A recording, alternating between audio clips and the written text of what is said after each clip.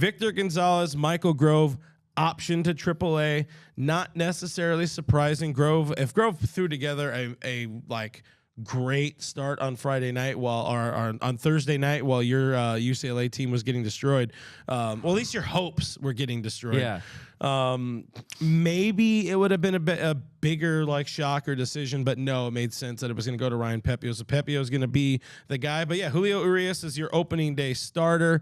Any surprise about Victor being optioned out right now? I would imagine no. No surprise with Victor. I think that they're trying to search for what they had back in 2020, and so far he just has not been that guy. He's having command issues, and you also have just better left-handed pitchers in front of him, better options. They found Alex Vesia in the Dylan Floro trade.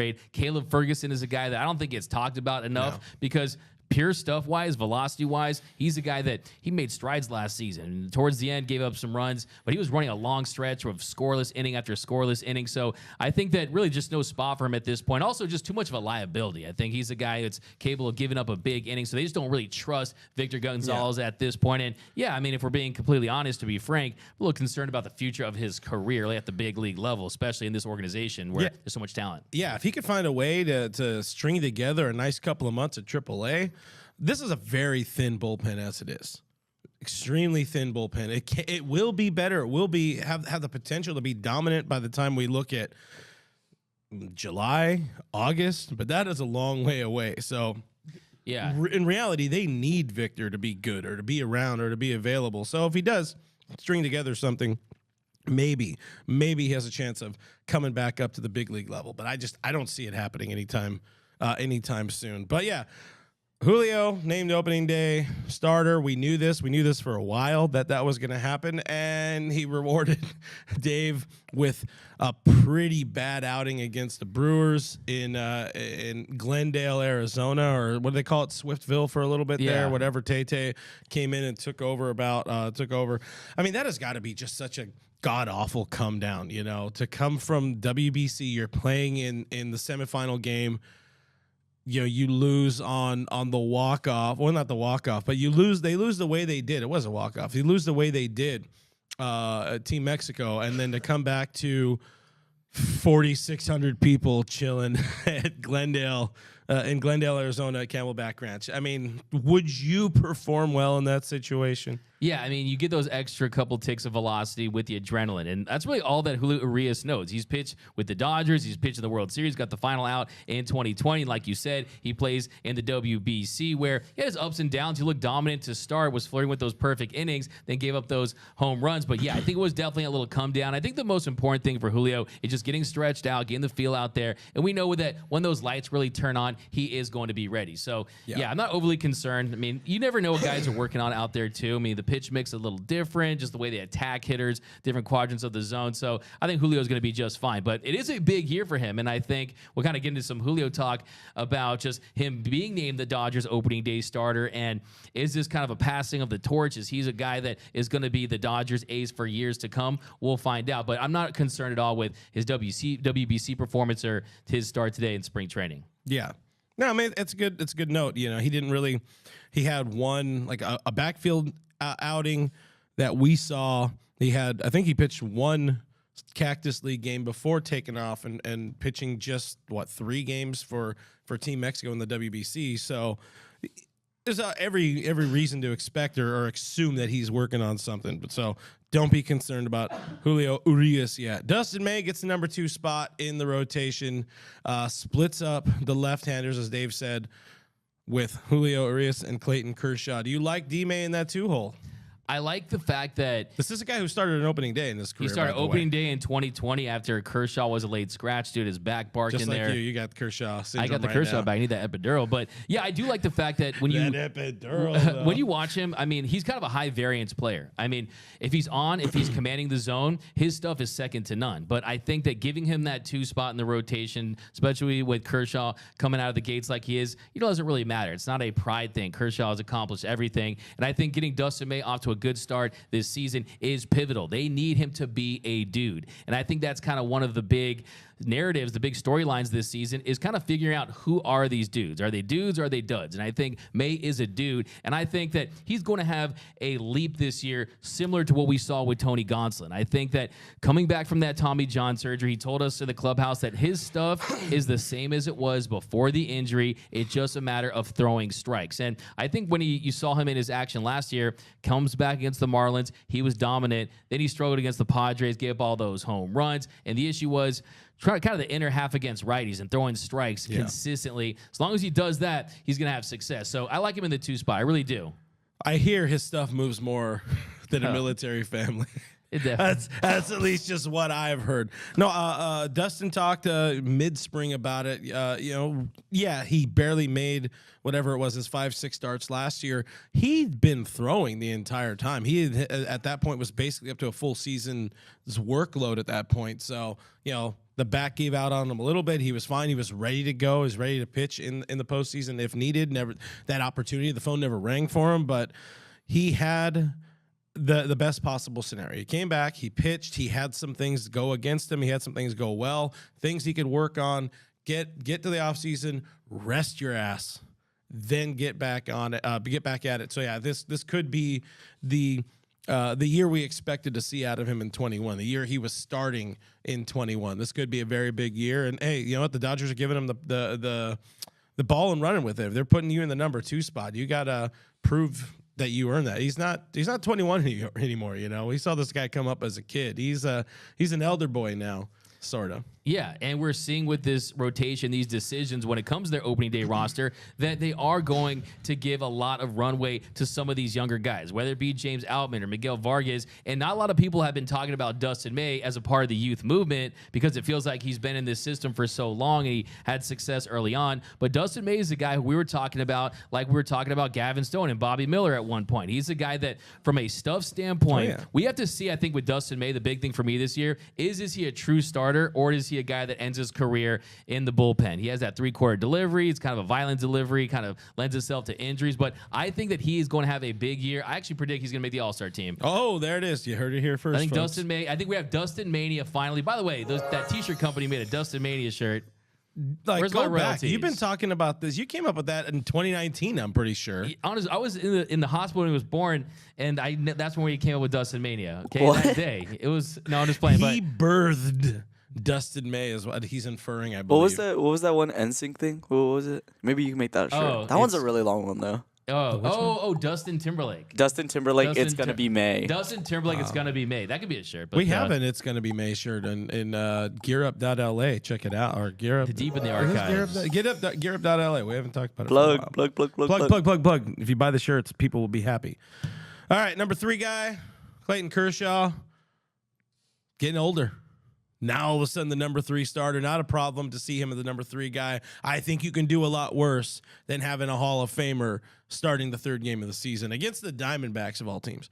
Yeah, I mean, the story is pretty much the same with Clayton Kershaw as it was last year and the year before that. I think the encouraging signs this spring is he was hitting 93 with relative ease earlier. He came in a little more built up because he anticipated pitching in the WBC, but it's pretty much a clear formula with him. Throw strikes, hit the zone, don't leave balls out over the middle of the plate, and be effective with that slider down in the zone. Yeah, I mean, like I always say, he's a happily married man, but he has a slide piece, and that slide piece is one of the best in the entire sport. So, yeah, he's throwing it more than the fastball. He's really reinvented himself. And I do like the fact that he doesn't have an ego about him. I mean, some guys that are a walking Hall of Famer, a first ballot Hall of Famer, they would be the opening day starter until further notice. I like what he said. Scherzer type. Like a Scherzer type, exactly. A Max Scherzer, even a Verlander, even though they're guys that, we're the pitchers of our generation. I loved what Kershaw said a few days ago when he said the opening day starter should be for whoever pitched the best the previous year. And he didn't really put any pressure on Julio Urias or the organization.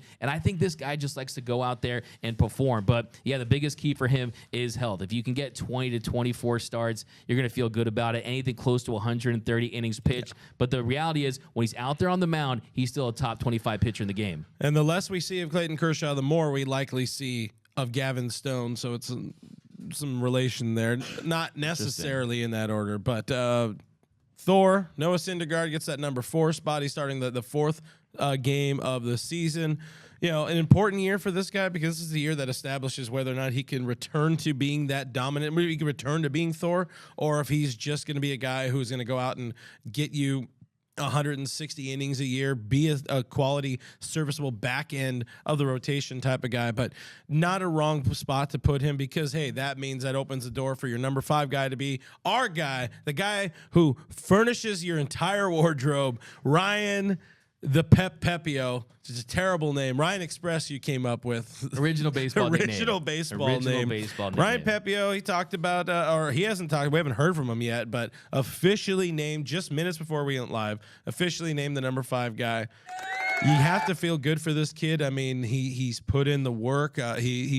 What he told you in the offseason, like, hey, if I'm successful, if I'm in the strike zone, mitigate those walks. And the walks climbed a little bit in his last start, but he looks good, and he looks like he's definitely earned this. This shouldn't be something where I don't think it's an imposter syndrome for him. He's ready for this.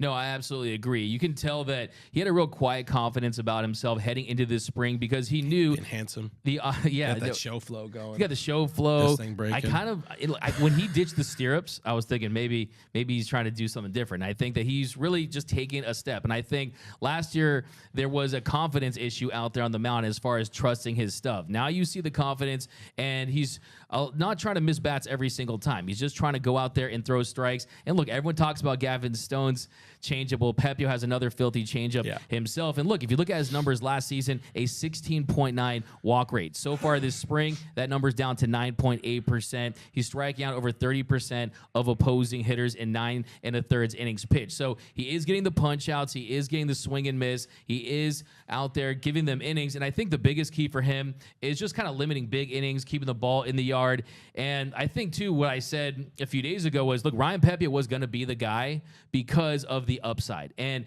the Dodgers in previous years, maybe if you anticipate getting a Walker Buehler back earlier in the season, if you have a little more depth and there's not as many questions with your rotation, maybe you do go to a serviceable Michael Grove, but they have to see what they have in Ryan Pepiot. Yeah. That is what stage the Dodgers are in. Which guys are dudes? Is he going to be a guy for them? Because if he is, he might not let go of this number 5 spot. So it's a great opportunity for him. Yeah, I mean, his future is firmly in his hands. Even if Gonsolin, when he comes back and he's healthy and all that, he's probably not. Pepiot's probably not going to take his spot immediately. Pepiot at some point in time, even if he's shoving, maybe if he's like just getting off to an all-star type start or whatever, maybe they don't take him out. He's going to spend some time at AAA just because, one, they don't want him to throw 200 innings, but Gonsolin's got to get in there at some point. But Pepiot's absolutely a guy who you wouldn't be terribly shocked if he somehow just hung around and threw 24, starts this year or whatever. I mean, it would be kind of out of nowhere, but at the same time wouldn't be, no, he's good. Like, we knew this was going to be a guy. Like with Grove, solid. It's kind of a Mitch White. He's going to be the guy who comes up and down a whole bunch. But like we said, R.I.P., exactly. But like we said for the last couple of weeks, if it's going to be a longer stretch of time where Gonsolin's out, where it's a few weeks, it's going to be Pepiot, and he's going to take it and run with it for sure. But that's your starting 5. Let's get into some of the comments here because there's some good stuff in here. Michael Carrillo says we should trade Tony. He isn't worth his contract. I would argue against that. I would say he's very worth his contract if he can go out and duplicate what he did last year and be healthy for the full season, which he's already kind of blown that. But if he can be healthy all the way through, that's a killer deal for both sides, really. Yeah, and they always say that you know how your organization feels about you by the type of contract they sign you to. And with all those incentives, that incentive-laden contract that he signed, well, he was supposed to put up innings. And if he just replicated the success he had last season with, at the very least, 24 starts, I think you're definitely going to get some regression as far as the ERA will be closer to 3 than it is to 2. But still, he doesn't have to be a number 1, 2, or 3 starter. That was never the expectation for Tony Gonsolin, is that he can go out there and be solid. And I think that the bit of information that he can pass along to some of these younger Dodger starters like a Dustin May or Ryan Pepiot is no matter how good your stuff is, he has a elite split change as a unique pitch. We know Dustin May's stuff, Ryan Pepiot's stuff is really good. You can't always miss bats. You have to trust your defense, and you have to pitch to contact at times. And when you really surrender to that, you're able to control the zone better. So if he can go out there and throw strikes, that's the big thing for him. But yeah, I mean, look, You said on the last show, cats have 9 lives. Well, he's at like 7 or 8 with Dodger fans when it comes to kind of the postseason woes, the injury woes. Yeah. Someone said in the comments last week, I believe, that it's always something with Tony Gonsolin. But look, the reality is, in his he hasn't pitched a full season, and last year was the closest he had ever been to a full season, and he was really good. So really good. Yeah, he's earned at least this opportunity to stick around, and it's not like the Dodgers are flush with starting pitchers raring to go anyway. So I wouldn't trade somebody who has put together a very recent last year all-star quality year. Yeah, and also, too, I mean, you're not going to want to trade a guy with 50 cents on the dollar, right? I mean, it's not like his value's at its peak. This is a good point. This is a great point. This is why he's the GM, guys. This guy. We have Friedman's number. It's in the media guide. Clint says we're going to... I've had it for years. Oh. I don't call him. That's weird. Mike Saldana says Chris Taylor hasn't earned a spot. I agree. The only thing that's keeping him on the roster, contract and options and all that other kind of stuff. Roy Estrada, prediction, how many starters go down because of injury? I say 3. If we're talking about starting pitchers, I don't know. I have some faith in the health. I mean, yeah, we might see at some point, because I mean, I don't envision D-Mac going out and throwing 200 innings, throwing 180 innings. So maybe there's kind of a phantom IL rest. There's a blister or something like that. I would say starters go down because of injury. It's like, what is the level? A 15-day is okay, but if it's like going to miss a month, like Gonsolin last year with the elbow, that's kind of a big thing. So 3, I'll take the under. What do you got? Extended. I'm going to say extended. Yeah, I think I would probably agree with you on that one, really. I mean, they use the Phantom IL as savvy as any organization. They don't want to burn guys into the ground until the wheels fall off, but I am pretty interested to see how they're going to use Julio Urias this season, if I'm being quite honest, knowing that it could be his last season. So, yeah, I think... But for the most part, I think they're going to just want to keep guys healthy because they realize that that's the key, and really having guys just peak in the postseason. Mike Saldana also said, say Noah Syndergaard will be a 15-15 3 ERA guy. I think that's solid. I mean, the 15-15 record is, I mean, it's kind of a lot of wins. It's also kind of a lot of losses. I don't know how he'd end up getting 30 decisions, but if he can go and Syndergaard can go out and, you know, even get 13, be like 13 and 6. That's pretty damn good value for the amount of money they ended up giving him. 3 ERA, 3+ ERA. If it's 3.5, hell yeah, you take that. He's probably not gonna run out and post a 2.5 or whatever, but this is my thoughts on it. Yeah, that'd be pretty good. I mean, the issue with Noah Syndergaard is 16.8 strikeout rate, the lowest in his career, but he's really in the process of reinventing himself. If you're looking for Love and Thunder Thor, he's not walking through that door, but he's also not going to be Hollywood Boulevard character actor Thor either that's trying to work for tips, okay? He's going to be somewhere in between, and I think the biggest key for him is accepting that 98, 99, 100-mile-per-hour four-seam fastball is not returning, but the command has always been there. Last year, a 5.5% walk rate. He really commanded the zone. And with that two-seam fastball, as long as he's locating it and he has the movement, you're going to get a lot of ground ball out. So, yeah, I don't think you're going to have an elite Cy Young level Thor, but look, he's in the middle of rotation for a Dodgers team, and he also was pretty dependable last season. Appeared in 25 games, made 24 starts, coming off of Tommy John surgery. We know he wants to get a nice bag in the offseason. He's going through this Dodgers pitchers rehab with Mark Pryor and company where they really get your career back on track. But a 3 ERA, you would take that every single day and twice on Sunday. I think it's closer to 4 than 3, but 3.94 wouldn't be terrible for this team. I mean, if it could be somewhere in the 3.6 range with dependability, I think that'd be just fine. Yeah, I mean, again, that's what you would pay for in that situation. He's doing his job to buy innings. That's all it is. So you don't have to run Gonsolin out there for 200 innings, which he's not going to hit. You don't have to do that the same with May. You don't need to do that with Kershaw because he's not going to get to 30 starts again in his career. And you don't need to run the kids out there with Pepiot and Grove or Stone or anybody like that, running them into the ground. Good talk on the rotation here. Diane's in the stream, so as people have noted, we can now officially start the stream, but I am behind in the comments as usual because that is what we do when we start talking here. AJ Alexander agreeing. Thor, where'd you go? Thor with 13 wins and a 3.5 ERA would be great. That'd be a big win for that contract. Sarah Morris's Thor will have or should have 10+ wins. I mean, he's kind of, at least last year, I guess we could really say he grew into or became a sort of pitch to contact guy. I think he does start that way this season, and then starts trying to go for the K a little bit more, starts trying to use the four seam up in the zone, and I'm excited to see him work with Barnes and Will. That's going to be where they find a way, I think, as he buys in more and more being with this organization, they find a way to maybe get him somewhere close back to what he was before. But we're dragging on the rotation. There's other stuff to talk about because James Outman was named to the opening day roster. That's huge for the kid, friend of the show. Rocca's going to be going to the show, and that's important. But let's talk about the injuries. There are some little injury updates.